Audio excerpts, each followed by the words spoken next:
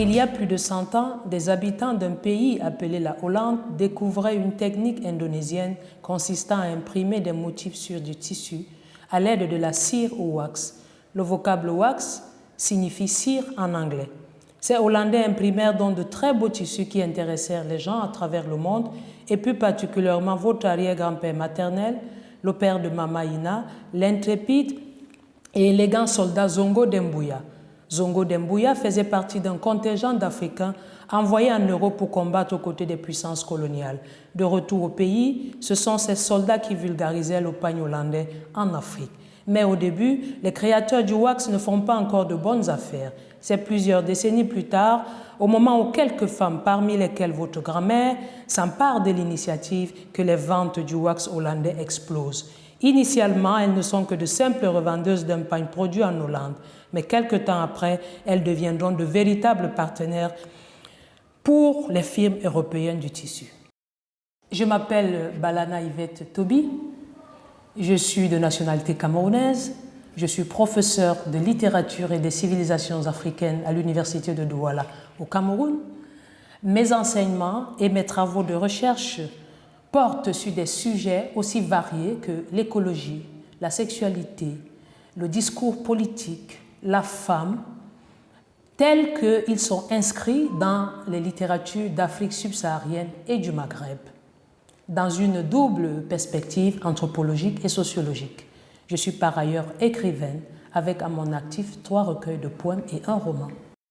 Le pagne de ma grand-mère est un roman de 195 pages, publié aux éditions Proximité à Yaoundé. Il raconte l'histoire de Elia, petite fille de Nana Benz, qui rentre au pays après 20 ans d'absence pour organiser les obsèques de sa grand-mère qui l'a élevée. Elle découvre un pays ravagé par la corruption et le chômage des jeunes pétris de talent. Mais aussi, elle renoue avec un amour d'enfance qui, vraisemblablement, a résisté à l'épreuve du temps.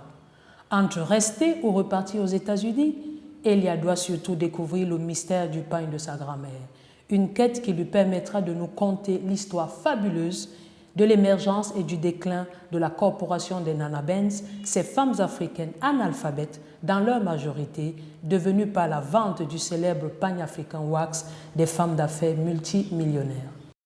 Pour ce roman, j'ai été inspirée par l'histoire des Nana Benz. Ce sont ces femmes africaines qui ont émergé au tournant des années 60 dans les pays d'Afrique de l'Ouest, principalement le Togo. Des femmes qui n'avaient pas fait l'école moderne, mais qui ont réussi le pari de devenir des opérateurs économiques, brassant des centaines de millions de francs CFA, des femmes qui étaient des partenaires privilégiés de leurs gouvernants, des femmes qui envoyaient leurs enfants se former dans les grandes universités occidentales. Des femmes qui, de mon avis, devaient entrer dans l'histoire du continent comme des modèles de l'entrepreneuriat féminin.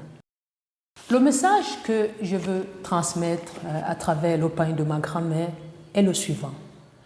Face à la prédation internationale dont est victime l'Afrique depuis des siècles, face aux problèmes endémiques de gouvernance à l'intérieur du continent africain, face à un discours médiatique,